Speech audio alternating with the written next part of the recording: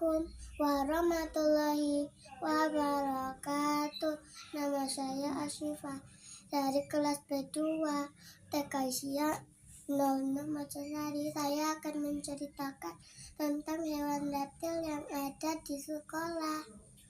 Ada 5, ada ular, ada iguana, ada cicak Oscar, ada kadal, sama kura-kura. Yang pertama adalah ular.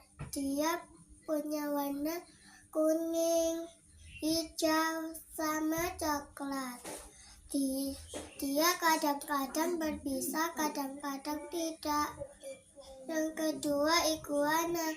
Iguana memiliki duri di punggungnya dan dia berwarna kuning sama oranye.